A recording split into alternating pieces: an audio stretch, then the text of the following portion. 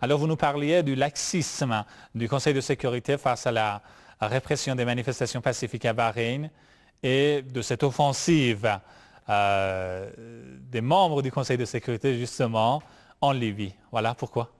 Euh, Monsieur Mestan a très bien présenté, je pense, la chose. Il s'agit de sauver ce qui peut encore l'être. En Libye, on ne pouvait plus sauver rien. Le régime de Kadhafi était allé trop loin. Il avait pris un vocabulaire qui était un vocabulaire agressif envers même les capitaux occidentales, c'est-à-dire qu'il avait envoyé un certain nombre de lettres. Il avait changé un peu de comportement, si on peut dire.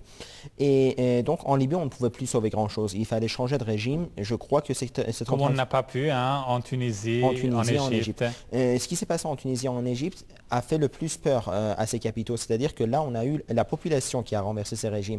Et ce que l'on voit en Libye, c'est que avec le type d'agression militaire qui est en train de se faire en Libye, on est en train de priver M. Kadhafi de s'approvisionner en armes, certes, mais aussi les révolutionnaires. Et on est en train d'empêcher les révolutionnaires, à travers cette intervention militaire, de continuer leur combat contre le régime de M. Kadhafi. Donc, ce qui va faire que la révolution ne sera pas, ou alors sera une révolution qui sera dirigée par les forces de l'OTAN. Une confiscation de la Exactement. révolution de la population libyenne. Exactement. On a commencé un peu trop tard en Libye, mais on ne veut absolument pas commencer trop tard à Bahreïn.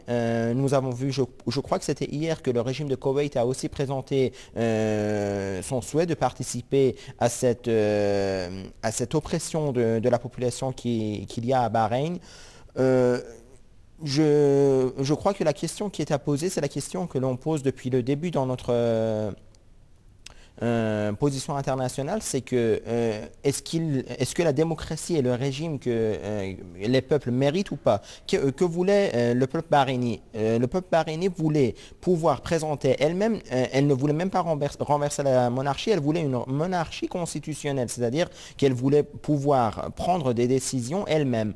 Je ne vois pas pourquoi est-ce que cette demande entièrement légitime doit être punie, doit être opprimée par le régime, et cette oppression doit être appuyée à ce point par Washington d'abord et par les autres capitaux occidentaux ensuite.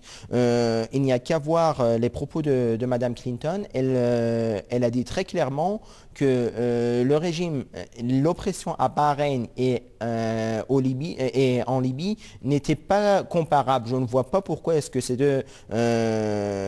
deux oppressions ne sont pas comparables. On a eu des crimes qui ont été pires que les crimes qui ont été commis en Libye, à Bahreïn, mais on ne voit pas de réponse. On ne voit presque pas de réponse du tout de la part que ce soit de la Nations Unies, du Conseil de sécurité ou alors des capitales occidentales à ce propos. Et je crois même qu'il y a un mutisme des médias à ce propos, c'est-à-dire que oui, même la des presse médias... occidentale observe le plus souvent un mutisme significatif, d'autant plus que, comme vous savez, il y a la pression des lobbies sionistes. Hein, Exactement. des lobbies sionistes. Alors, monsieur Adissotodé, une toute dernière question.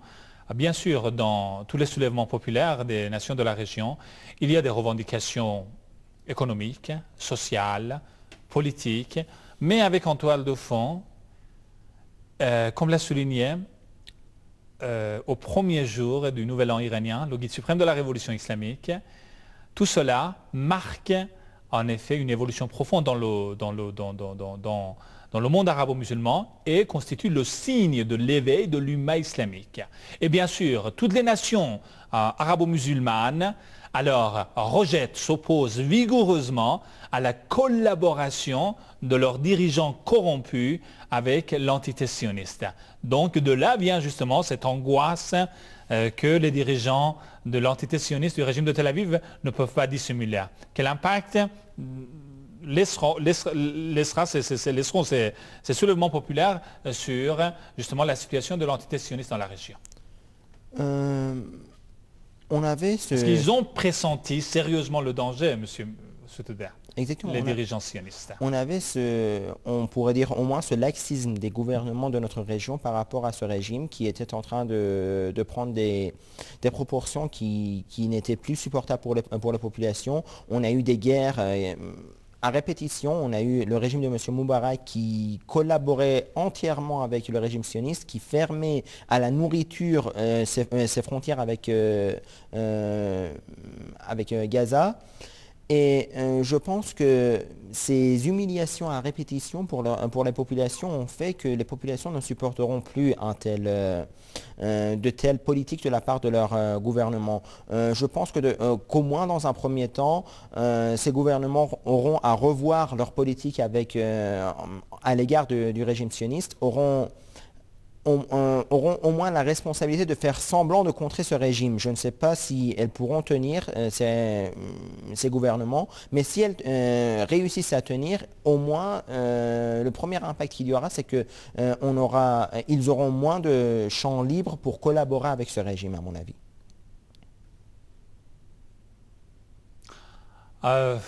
Et qu'en pensez-vous de l'avenir de ces soulèvements populaires? C'est une question peut-être répétitive, mais qui mérite d'être posée encore. Parce qu'au fur et à mesure, il y a des développements. Il y a des développements. Cette réveil de la population a prouvé une chose, c'est que la population pouvait prendre en main